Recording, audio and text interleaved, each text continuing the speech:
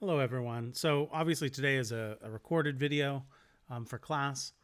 Um, what I'm going to do is simply continue with the text. I'm going to leave answering all other kinds of questions to the email that I send the link to this video with. Um, One other thing I should remind, or at least make it clear, that we will resume class on Thursday at our regular time. So this video is just every now and then, it's good to make some progress through. I like to use the videos, and it's also good for people who cannot attend every single class. But of course, as you know, at the beginning of October, we will be starting once again in person. So I think about so this video is for both of my classes. So the beginning, I'm just going to recap a little bit something that we talked about in one, but not the other, perhaps. So in this first section, or this actually after the prologue, so this is the first section, we talked a little bit about the transition of Enkidu that took place when he slept with the so-called harlot. We discussed all kinds of issues having to do with the meaning of the word harlot, which generally is taken to mean prostitute. But as we can see already from some small passages, the term prostitute doesn't has many connotations, as we call them. It implies many things that really are not appropriate for the time and place in which the Epic of Gilgamesh is taking place. So, most importantly, the idea that prostitution, or that a woman in some way trading goods for sexual acts, um, that has been greatly influenced, of course, by Christianity, Islam, and other modern trends, modern morals. Whereas for the ancients, we know that this had a different role to play, right? Christianity, there is no specific god of reproduction. But in almost all ancient cultures, including the ancient cultures of Sumeria and Babylonia, reproduction was obviously a very positive, necessary part of life. Children were needed in order to perform the work that helped their families survive. And apparently, Ishtar is the goddess of reproduction. If you go on the website and you look at the statue of Ishtar, she is represented with very accentuated female features, because those are the features that are associated with reproductivity, right, or productivity. So we see this also in the fact that when she has sexual relations with Enkidu, he, on the one hand, becomes weak, which in some way maybe is reminiscent of the fall of Adam and Eve, of Adam in the Garden of Eden. But at the same time, though he has grown weak in some ways, he is elevated, right? And we saw that the woman herself says that through having relations with her, he became wise, right? He became like a god. In other words, he became more like Gilgamesh than he was before. Now, we continued and we talked a little bit about, this. You have to think a little bit. There's no simple way to understand the change that Enkidu goes through. It's not that he was once innocent and good and now he is sinful, or that he was once bad and now has become better. There's no simplified way to put his transition. The best we can do is to understand it kind of as a transition from the natural and the naive to the more sophisticated and cultivated and civil, right? And in one of the classes, I compared this to the kind of divide we still have today between rural culture, meaning culture out in the countryside, versus urban or city culture. And Enkidu is a being from the rural, right, from the countryside, rather than from the city. And what is particular to cities, at least in the ancient world, is that cities are associated with architecture, of course, and the gods and so on, but also, most importantly, with growing food, right? So agriculture, domestication of animals, the practice of preserving food to be distributed to large groups of people. That's what you require in a city. So the two symbols here are, as we're going to see, are bread and wine. Bread and wine represent the city life rather than the country life, right? The country life in the ancient times is the life of the nomad, the person who travels around and for the most part hunts rather than growing crops. Okay. Then we began talking about Enkidu is told by the woman about Gilgamesh, and this creates a little bit of difficulty to understand what Enkidu sees in Gilgamesh, right? Because on the one hand, here on the text you can see that he wants a comrade to understand his heart, as if Gilgamesh will be his brother and companion, and that he's looking for that.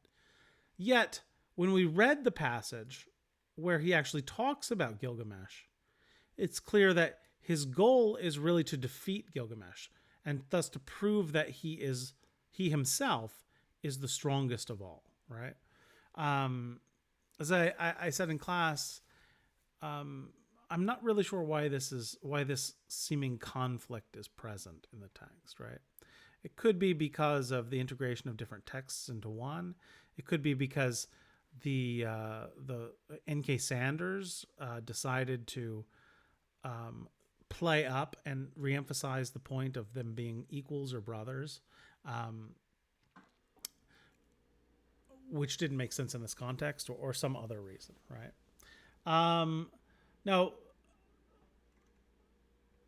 Now we are to a new part. None of my classes have talked about this, so we're going to start something new. She said, "Let us go and let him see your face. I know very well where Gilgamesh is in Great Uruk. O Enkidu, there all the people are dressed in their gorgeous robes, and every day is holiday. And young men and the girls are wonderful to see. How sweet they smell. All the great ones are roused from their beds. O Enkidu, you who love life, I will show you Gilgamesh, a man of many moods. You shall look at him well in his radiant manhood. His body is perfect and in strength and maturity. He never rests by day or night. He is stronger than you, so leave your boasting. Shamash, the glorious sun, has given favors to Gilgamesh, and Anu of the heavens and Enlil, and Ea the wise has given him deep understanding. I tell you, even before you have left the wilderness, Gilgamesh will know in his dreams you are coming." Right? So she pretty much tells him that Gilgamesh is stronger than him, and that he should be prepared for that and ready for that. And she tells him the most important thing we've seen about Gilgamesh, right? That he has knowledge, that he has understanding. Again, you're going to see that this is not a very good translation. It cannot be, because Gilgamesh doesn't understand anything. But he does know, and I believe one of you very astutely made or conjectured that by having understanding or wisdom, perhaps it was meant that Gilgamesh somehow foresees the future, right? And we're going to see that it's very much the case. Although he does not understand what he sees about the future, as we'll see. So this is followed. She is absolutely correct, of course. Gilgamesh does know, and he knows through 2 dreams that Gilgamesh has. Now, what are these dreams? In the first dream, Gilgamesh, first of all, notice that Gilgamesh has his dream. And then we are only told of how he tells it to his mother. He's telling it to his mother so that she can interpret the dream for him. So he doesn't understand the dream. To modern ears, that doesn't sound like he has deep understanding. But he's the one who received the dream. He tells it to his mother, and he says this: "Mother, last night I had a dream. I was full of joy. The young heroes were round me, and I walked through the night under the stars of the firmament. And one, a meteor of the stuff of Anu, fell down from heaven." Earlier in the text, we also saw the coming of Enkidu depicted somewhat as a meteor. So this makes some sense. Something great coming from the heavens, which is where Enkidu came from. I tried to lift it, but it proved too heavy. What ask yourself what you think that means, right? It proved too heavy. Nothing too deep there, right? But it clearly means something like Enkidu is a force that Gilgamesh cannot just move around at will, right? So he proves to be a counterweight to Gilgamesh himself, right? So he is too heavy. Gilgamesh can't just do what he wants with Enkidu. Enkidu has his own will. All the people of Uruk came around to see it. The common people jostled and the nobles thronged to kiss its feet. Okay, I don't know why a meteor has feet, but I guess that's the base of the meteor, right? And all the people come around to kiss the meteor. And to me, its attraction was like the love of woman. We talked before, Enkidu's hair was compared to that of a woman's. Here we are told that Gilgamesh loves Enkidu like one would love a woman. My best explanation for that, we talked about this a little bit in class, but to recall, my best explanation for that is that the love between a man and a woman is understood to be a particularly intimate relationship. And of course, a relationship of one person with another person. And so that emphasizes how close Gilgamesh will be to and will want to be to Enkidu. They, the people, they helped me. I braced my forehead and I raised it with thongs and brought it to you. Thongs are just like rubber strap, or not rubber, but leather straps that you wrap around something to try to pick it up. This is kind of, curious that he could not pick it up, and now he can pick it up, and he takes it to her, and she says it is his brother, right? An odd dream, I suppose. A meteor falls from the sky, you can't pick it up, people come and kiss it, you want to love it like a woman, then you pick it up and you take it to your mother, and she says it's your brother, right? Of course, she tells him exactly what it means. This star of heaven, which descended like a meteor from the sky, which you tried to lift but found too heavy, when you tried to move it would not budge, and so you brought it to my feet. I made it for you a goad and a spur, and you were drawn as though to a woman. So what does that mean, a goad and a spur? So this tells us something about the role that Enkidu will play with respect to Gilgamesh. So he can't move Enkidu, but Enkidu can move him. When you goad someone, or you might say, you do something bad and you say, well, my friends goaded me into it. They encouraged me and tempted me into doing it. They pushed me, right? A spur is the thing, a cowboy wears on the boots. It's a metal star that they dig into the sides of a horse to make it go forward. So a goad and a spur, these are the things that drive someone forward, right? Spur them into activity. And so Enkidu is going to be that which spurs Gilgamesh to activity. And that, if you think about it, that makes a lot of sense. Enkidu was created in order to distract Gilgamesh. So not really to be a goad and a spur. But in distracting him, how does he do that? Well, at the beginning of the forest journey, when they go off to kill Humbaba, it is Enkidu who is bored to tears. And he tells Gilgamesh, I'm so bored, I'm going to die. We need to go do something, right? We need to set off on an adventure. And so he's the one who reminds Gilgamesh and pushes him further. Now you're going to see that's not always how Enkidu acts. But that seems to be one of his main roles to play. He's a strong comrade who brings help to his friend in need. He's the strongest of the wild creatures, the stuff of Anu, born in the grasslands and the wild hills, reared him. When you see him, you will be glad. You will love him as a woman. Notice this is said over and over again.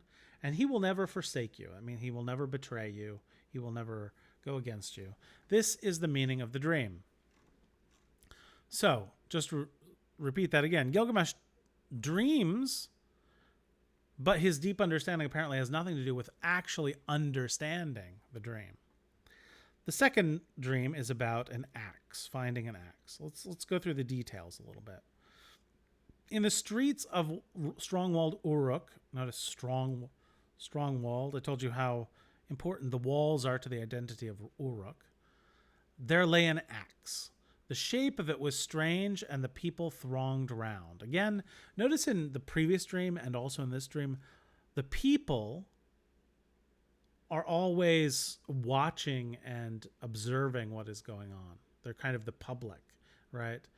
They all admire, in the first case, the meteor, in this case, the axe. I saw it and was glad. I bent down, deeply drawn towards it. I loved it like a woman and wore it at my side. So again, no lack of repetition here. He loved the axe like a woman, and he wore it at his side. Now, what you might ask yourself what you think. Just pause for a moment and think, what is the significance of an axe? Even before we read what Ninsun says, what her answer or interpretation is. What is the role played by an axe? An axe is a tool, of course. It's a weapon. But an axe is something that he says he wore by his side. An axe is not just a tool. It's a tool that in ancient times just about every man would wear on his side. It's almost like a companion, but a companion that is used for not just chopping wood, but defending oneself, killing animals, feeding, defense, and just general use, right? So it's like a pocket knife. I mean, probably a lot of you don't keep a pocket knife, but some people keep pocket knives or have other kind of instruments. If you lived on a farm, farmers, they'll often have their own pocket knife. It's kind of a personal possession that they always use for all kinds of things that they need. And importantly, it helps them when they are in need to fulfill their needs. If any of you have seen, there's a movie called Full Metal Jacket. If you haven't seen it, definitely go out and watch it. And in the beginning of the movie, it's a very famous movie by a very famous director, Stanley Kubrick. The first part of the film takes place in a boot camp, right? A bunch of young men are getting ready to go off to the war. I believe it's the Vietnam War. And there they are introduced to their rifle, their weapon, and they are made to sleep with their weapon and to give their weapon a female name. So they all give their weapons a female name, and they sleep in their beds with their rifles, and they have to, essentially treat their rifle like a woman. This is, there's no relationship. The person who wrote that film didn't read Gilgamesh, but similar and kind of the exact same idea is going on in both this text here and in that rather recent movie, because the rifle for a soldier is again the thing that they depend on, the thing that they have to say in the film that without me, my rifle is useless. Without my rifle, I am useless, right? So they have to build a personalized relationship with that tool, right? Because their lives depend on it. This is very similar. This is how Enkidu will be understood in relationship to Gilgamesh. And it's remarkable that in both that film and here, that there is something about it, the relationship being like the relationship with a woman. Okay, his Ninsun again interprets the axe you saw, which drew you so powerfully like love of a woman, That is the comrade who I give you, and he will come in his strength like one of the host of heaven. He is a brave companion who rescues his friend in necessity. Right? So that was exactly agrees with what I was saying. He is there and rescues his friend in necessity when he is needed. Gilgamesh said to his mother, a friend, a counselor, has come to me from Enlil, and now I shall befriend and counsel him. So Gilgamesh told his dreams, and the harlot retold them to Enkidu. That's rather odd. I'm not going to say anything much more about that, but some very strange transitions in this text. Gilgamesh told his dreams to his mother, and somehow the harlot then retold them back to Enkidu. Then the harlot said to Enkidu, when I look at you, you have become like a god. Why do you want to go back to the wilds, right? She gives him clothing, right? A sign of his having changed. And then he eats, right? Says, there all the shepherds crowded round to see him. They put down bread in front of him, right? A sign of civilization. But Enkidu could only suck the milk of wild animals. He fumbled and gaped, at a loss of what to do or how he should eat the bread and drink the strong wine. Right? So this is kind of showing he's still in the process of transitioning. He fully becomes human god through this almost like a ritual. Not only sleeping with the harlot, but eating human food, drinking human drink or civilized drink. The woman told him, eat bread, it is the staff of life. Drink wine, it is the custom of the land. Civilization, custom. So he eats and drinks, he gets drunk. He oils down his hair, and then we are told Enkidu has become a man. But when he has put on a man's clothes, he appeared like a bridegroom. So a bridegroom, obviously this is a man who is going to be married. Married, presumably, to Gilgamesh, right? So in this moment, the relationship between Gilgamesh and Enkidu seems to somewhat flip. Of course, now that he is human, he actually now works with the shepherds, and he catches the animals, and he works, as we said, he's changed sides from the side of the animals to the side of the humans. Now, and this is, I hope you noticed this when you were reading, what was going on up here? Enkidu was saying he had been told about Gilgamesh, and then he said, I'm going to go to Gilgamesh. And then we get these couple of passages with the dreams where Gilgamesh talks about the coming of Enkidu, right? And now you would expect, wouldn't you, that Enkidu would go to Gilgamesh. That's not what happens. He was merry living with the shepherds till one day, lifting his eyes, he saw a man approaching. Sounds like he just spends his good old time. He seems to have forgotten all about Gilgamesh, right? This again is probably because there's some problems with the text, right? He should have, if this text was thoroughly consistent, he should have now immediately gone to challenge Gilgamesh, but he doesn't. He seems to forget all about him until one day he sees a man approaching. He said to the harlot, woman, fetch that man here. Why has he come? I wish to know his name.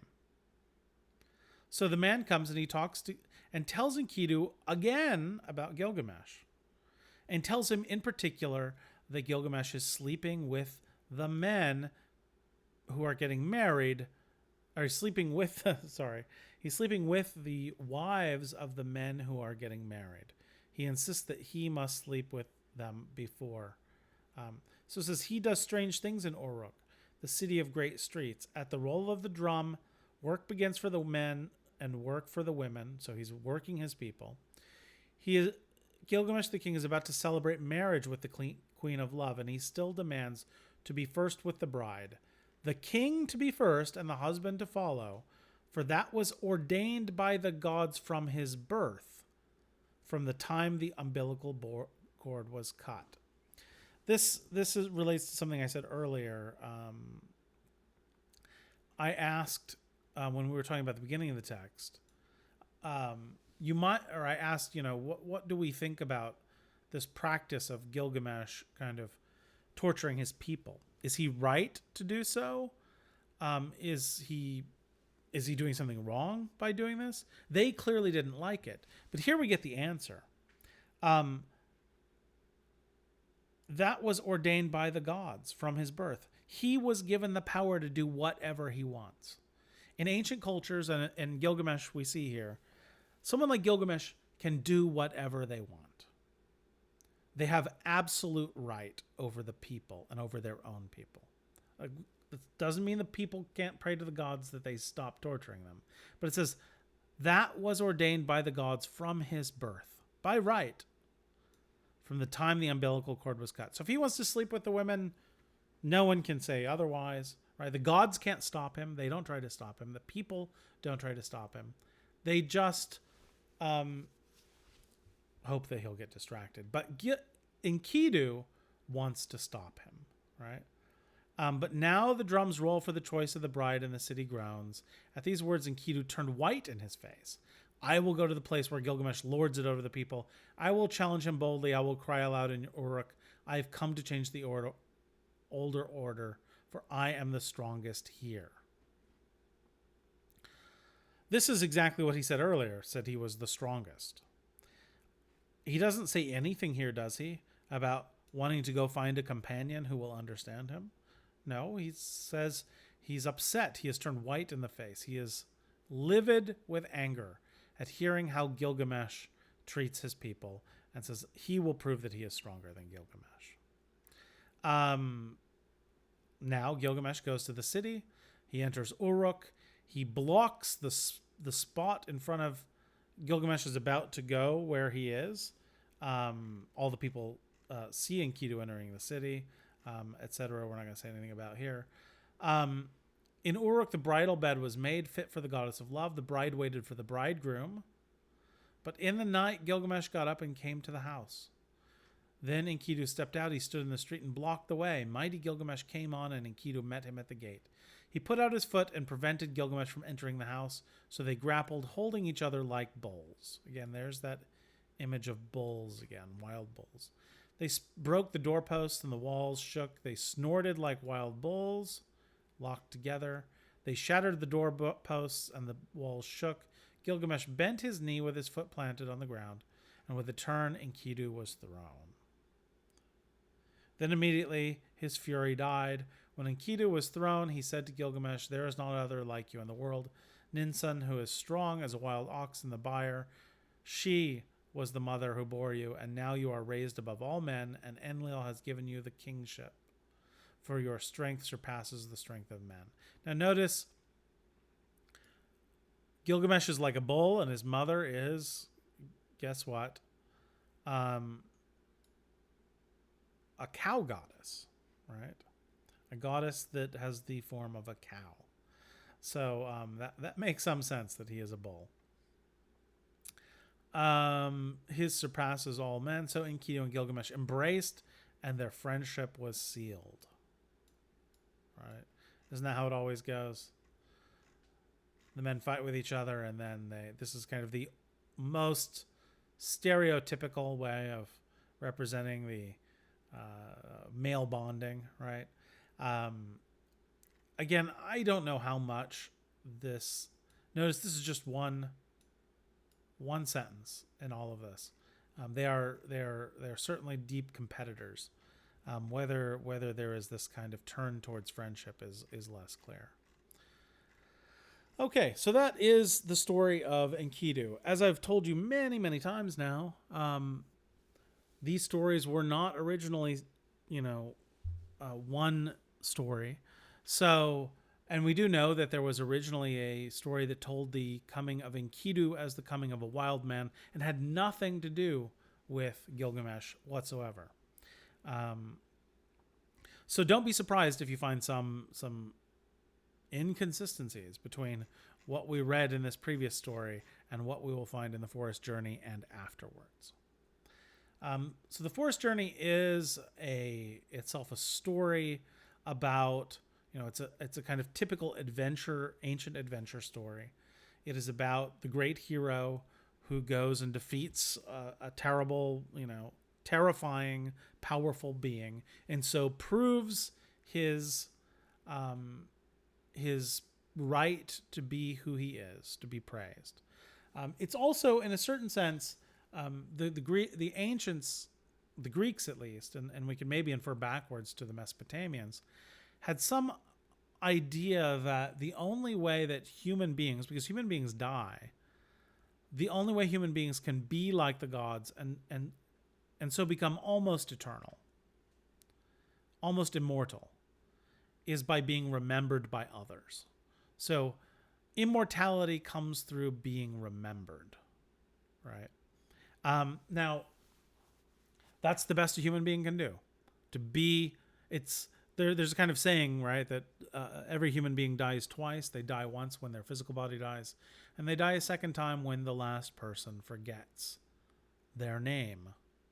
This certainly is a very old idea, and it seems to be what's going on. And the Forest Journey is an example of how someone like Gilgamesh, while still human, gains a modicum of immortality, right? But only immortality in through memory. And he does that. How are you remembered? By doing incredible feats of strength and bravery, right? Defeating monsters, as it were. What is he going to do in this story? In the Forest Journey, they're going to prepare, go for a long journey, meet a being called Humbaba. Humbaba is the protector of the forest. We're often told that he's the protector of the forest of the cedars. So something like Lebanon is in mind here, right? And you might ask, so there's actually two things that Gilgamesh plans to do on this trip. One is to cut down the cedars. The second is to kill Humbaba. And you might ask, why these two things? What is it about the cedars that makes them a target of Gilgamesh? He wants to cut them down, right? To show that he can cut them down. And why Humbaba? Well, you're going to see early Humbaba is called evil, but you'll notice that he doesn't appear evil at all in the text. He seems like quite a softy when we get to him. He begs for his life. He's, he says, I don't have I don't have a mom and a dad, and please take mercy on me. I will serve you. He doesn't seem evil at all. The way I think to understand both why Gilgamesh ultimately wants to kill Humbaba and why he wants to cut down the trees is because there is no sense of good and evil in this text. There's only what you hate and what hates you, right? And what you like and what likes you. And so Humbaba is only evil in the sense that one of the gods that Gilgamesh is closest to hates Humbaba, right? That's why he is called evil. Now, why destroy him? Because he is powerful. Right? How do you show that you are yourself powerful? By defeating the most scary thing you can find. So Humbaba really, and why cut down the cedars? Because they are legendary in their strength and in their size. So to be the one who cut down the cedars is, proof of the greatness of Gilgamesh. Even if what he's actually doing, cutting down the cedars, is not a good thing, right? It's just a random thing. It's kind of like, how people try to gain some kind of fame by doing absurd things, trying to stay awake for a long. We're going to see Gilgamesh tries to do this, trying to stay awake longer than any other human being, right? Chewing gum for longer than any other human being, pulling a truck with their teeth on a rope. Are these good things that you find in the Guinness Book of World Records? No, They're simply things that other human beings have not been able to do to that extent. And I think that's how we should understand the killing of Humbaba and the cutting down of the cedar forest. They're simply tests of strength. By themselves, they have no significance. It's only that to do them requires great power and strength. So we're told, just to start off this, Enlil of the mountain, the father of the gods, had decreed the destiny of Gilgamesh. And I want to take a moment there to talk about this. So, like the Greek gods, obviously the Mesopotamian gods, there's a father of the gods, like Zeus in the Greeks. And like the Greeks, there's this idea of a destiny, right? A fate. Gilgamesh was, one thing that is kind of peculiar to us in all these stories of the ancients is that, so today we're very focused on heroes or characters in our movies and books and stories, kind of having a dramatic, unforeseeable kind of progress in their lives. So, one of the worst things that anyone would say today about a film is, oh, that was predictable. I knew how that was going to end, right? We put great emphasis on drama, on unpredictability. The ancients didn't think of this way at all. In their stories, in their lives, they thought of everything as already determined and already known by the gods. Of course, not everything in the sense of like the gods had determined, what Gilgamesh was going to eat that morning or anything like that. But all the important things, whether Gilgamesh was going to win the battle or lose the battle with Humbaba, this is not up to Gilgamesh. He is a mere human. This is determined by the gods, maybe even before Gilgamesh was ever created. So in a certain sense, for the ancients, there is no drama. There never is actually any drama going on. That's not what their story is about, right? There is no question Gilgamesh is going to win. You're never supposed to doubt that because the gods never doubted it. Now, Gilgamesh might doubt it because he doesn't know everything that the gods know. His mother may doubt it, Enkidu may doubt it. But you as the reader know beforehand, right? Enlil had decreed the destiny of Gilgamesh. So Gilgamesh dreamed and Enkidu said, and now notice Gilgamesh dreams again, right? Just as he had dreamt before. And just as before, it was his mother that interpreted the dream. Here it will be Enkidu who interprets the dream. The meaning of this dream is this: the Father of the gods has given you kingship. Such is your destiny. Everlasting life is not your destiny. So Enkidu is telling Gilgamesh, you are not destined to be immortal, right? You are destined to be a king, the highest of the human beings. But of this do not be sad at heart, do not be grieved or oppressed. He has given you the power to bind and to loose, to be the darkness and the light of mankind. He has given you unexampled supremacy over the people, victory in battle from which no fugitive returns in forays and assaults.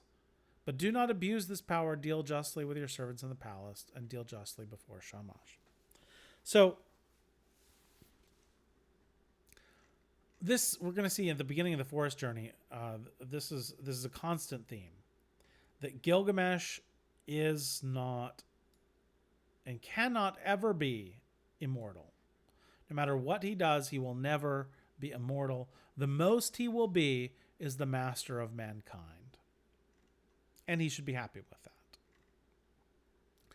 that. In this second part, starting here now. This is where Enkidu kind of acts as a goad and a spur, right? Because he begins to cry. As I said, as we talked about before, the heroes burst into tears at just about anything in these stories. Enkidu was full of tears. His heart was sick. Why was he crying? Because he is bored. He is bored to tears, literally. He is weak. He is oppressed by the sorrow that sticks in his throat. He is oppressed by idleness, boredom, right? And so Gilgamesh, to cheer up his companion, right, tells him about the land of the cedars and how they could go there. He said to his servant Enkidu, I have not established my name stamped on bricks as my destiny decreed. Therefore, I will go to the country where the cedar is felled. I will set up my name in the place where the names of famous men are written, and where no man's name is written. Yet I will raise a monument to the gods. Because of the evil that is in this land, we will go to the forest and destroy the evil. For in the forest lives Humbaba, whose name is Hugeness, a ferocious giant. Okay, so this is the origin of the plan to go kill Humbaba. Again, evil. You can't read that as meaning good and evil in kind of the modern sense, right? He is ferocious. But Enkidu sighed bitterly and said, when I went with the wild beasts ranging through the wilderness, I discovered the forest. Its length is 10,000 leagues in every direction. Enlil has appointed Humbaba to guard it and armed him with sevenfold terrors. So Enlil, the father of the gods, appointed Humbaba to guard the forest, right? He's a forest protector. He's like, today it would be like, someone who protects the environment. Humbaba is an environmental, enforcer. He is armed with sevenfold terrors. The word terrors, we don't know what the original Mesopotamian word really means. Sometimes it is translated in this text and in other texts as glories. Terrors make him sound evil, of course, more evil. But as we know, evil doesn't make sense. Terrors don't seem to make sense either. You'll see when we get to the where Humbaba, when he is killed, these things don't seem to be terrors at all. They seem more like powers. Natural powers that he possesses. Terrible to all flesh is Humbaba. When he roars, it is like the torrent of the storm. His breath is like fire. His jaws are death itself. Right? He guards the cedars so well that when the wild heifer stirs in the forest, it's a female cow, right? Though she is 60 leagues distant, he hears her. What man would willingly walk into that country and explore its depths? I tell you, weakness overpowers whoever goes near it. It is not an equal struggle when one fights Humbaba. He is a great warrior, a battling ram. Gilgamesh, the watchman of the forest, never sleeps. So notice here that Enkidu, he was the goad and the spur, right? He pushed Gilgamesh forward. Here, he becomes terrified and tries to keep Gilgamesh from doing anything. So as I said, the role that Enkidu plays is not perfectly consistent. He encourages him earlier. We're going to see he's going to encourage him in the future and then change back and forth. And so will Gilgamesh. But here, he is apparently afraid and doesn't want Gilgamesh to go. Now notice Gilgamesh starts telling, just above, it was Enkidu telling Gilgamesh that he will never be immortal. Now listen to Gilgamesh. Gilgamesh replied, where is the man who can clamor to heaven? Only the gods live forever with glorious Shamash. But as for us men, our days are numbered. Our occupations are a breath of wind. How is this? Already you are afraid. I will go first, though I am your lord, and you may safely call out, forward, there is nothing to fear. Notice a couple of odd things here. First, just keep in mind, Gilgamesh here says, essentially he's talking to, Enkidu says he's afraid to go to Humbaba because Humbaba will kill them. And Gilgamesh says, how can you think that human beings are going to live forever, right? We're not. Our days are numbered. You shouldn't be afraid of dying because we're all going to die. The most we can do and the best we can do is go out and try to prove ourselves, right? So Gilgamesh acts as if he has thought a lot about human life and it's the fact that human life ends. Notice that, remember this, because later in the text you're going to see Gilgamesh completely changes and doesn't seem to accept death at all. Here he's saying, silly you, you're afraid of death. We all die, right? Forward, there's nothing to fear. Then if I fall, I leave behind me a name that endures, right? So you shouldn't care about death, because if you die in such a glorious way, you will become immortal through the memory of your name. Men will say of me, Gilgamesh has fallen in fight with ferocious Humbaba. Long after the child has been born in my house, they will say and remember, Enkidu's and remember, right? They will say it and remember. Again, Enkidu is terrified and tells him that.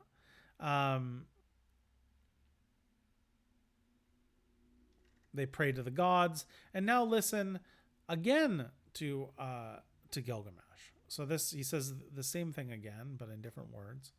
Oh, Shamash, hear me, Shamash, let my voice be heard. Here in the city, man dies oppressed at heart, man perishes with despair in his heart. I've looked over the wall, and I see the bodies floating on the river. He knows death, right? Later in the text, some students try to explain how Gilgamesh becomes terrified. So Enkidu dies later in the story, right?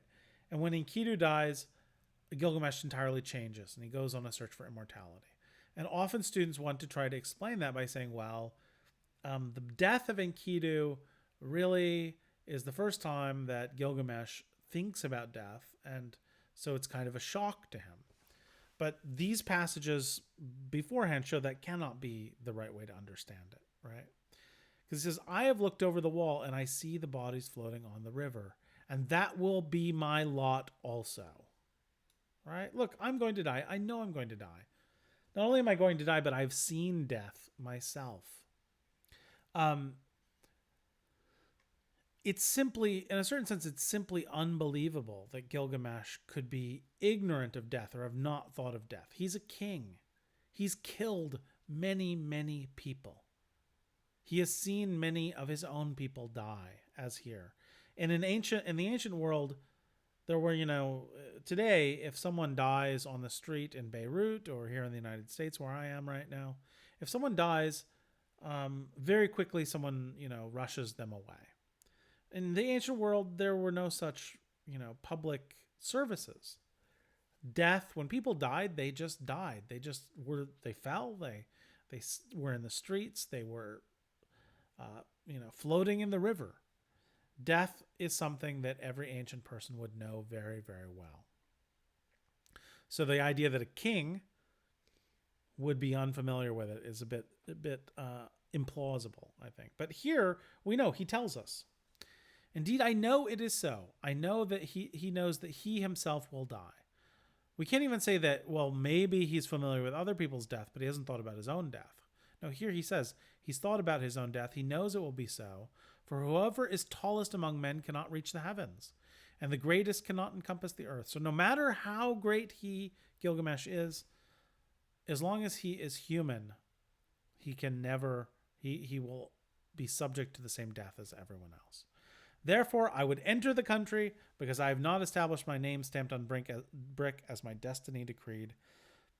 I will go to the country where the cedar is cut. I will set up my name where the names of famous men are written, and where no man's name is written, I shall raise a monument to the gods. And of course, he now cries. Tears run down his face. Alas, it is a long journey that I must make on the land of Humbaba, and so on. If I die in that country, I will die without rancor. But if I return, I shall make glorious offering of gifts and praise to Shamash.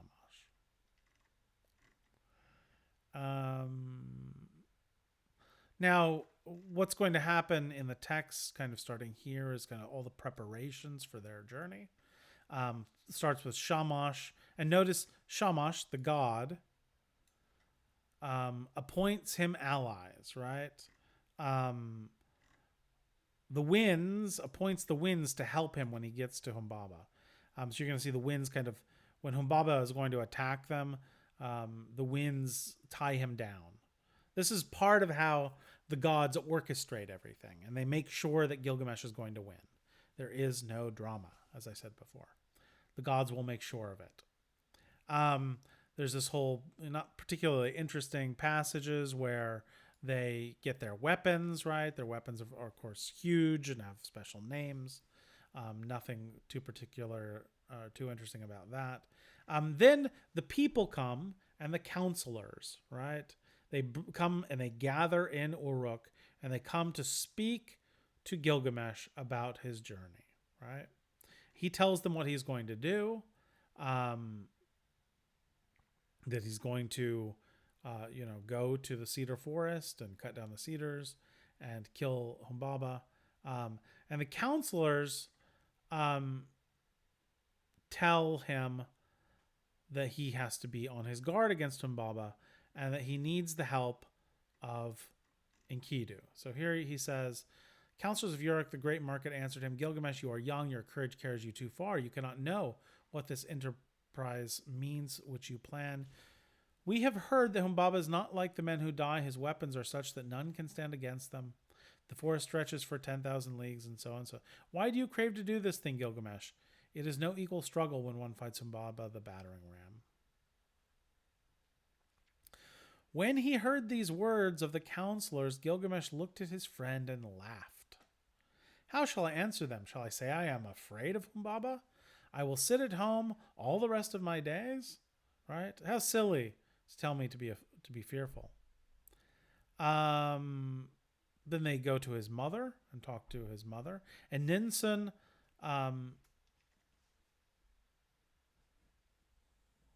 tells Enkidu that he must assist Gilgamesh.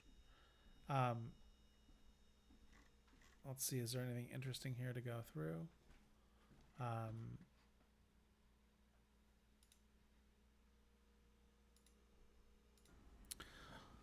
So apologies for that interruption just now. There was I need to check the time and a couple of other things.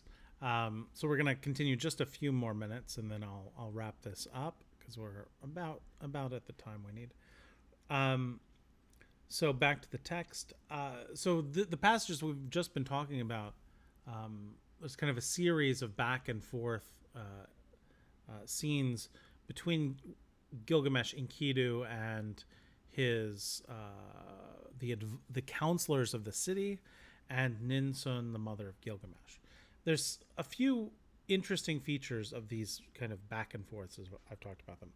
First of all, they all share the same feature that the first thing they do is warn Gilgamesh of how ferocious Humbaba is and tell him to do various things in order to remain safe. Secondly, they both speak to Enkidu and ask Enkidu to help make sure that Gilgamesh is brought back safely. So they treat Enkidu as we saw, kind of in accordance with the axe, the dream about the axe, that Enkidu plays the role of a companion upon whom Gilgamesh can rely, right? But in another sense, it seems that the Gilgamesh's mother and the counselors kind of entrust Gilgamesh to Enkidu. Enkidu is supposed to be his protector throughout this.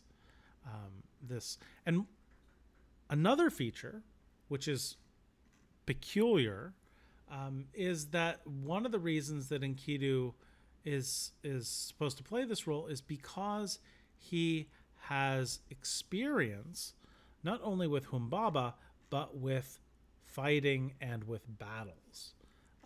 Let's find a passage where he says this. Here, the counselors blessed Gilgamesh and warned him, do not trust too much in your own strength. Be watchful, restrain your blows at first. The one who goes in front protects his companion. The good guide who knows the way guards his friend. Let Enkidu lead the way. He knows the road to the forest. He has seen Humbaba and is experienced in battles. Okay, what do we know so far about Enkidu? According to the story that we've read, he has just become human, right? He lived with the animals and so on until very recently. Um, he doesn't have a family. He's certainly not been in battles, according to the term used here, right? Battles are going to be large kind of skirmishes between human beings. Battles, right?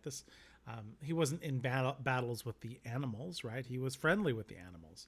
So what in the world are they talking about that Enkidu is suddenly well versed in battles?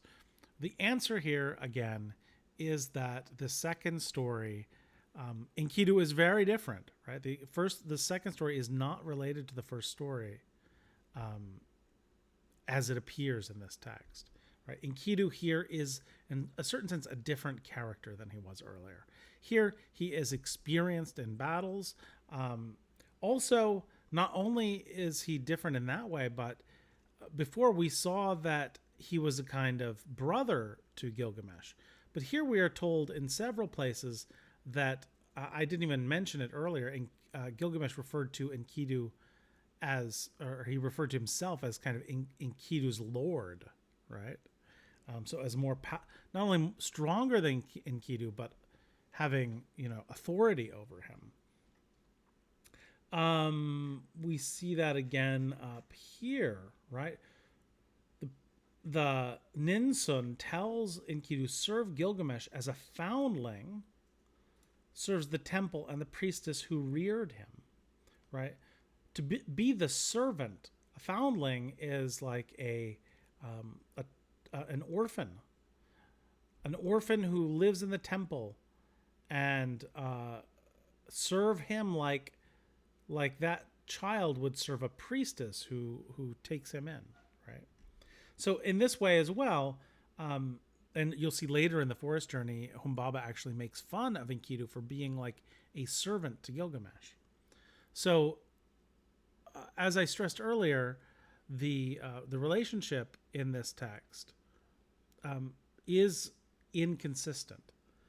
There is an absolute distinction between being an equal with Gilgamesh and being his servant.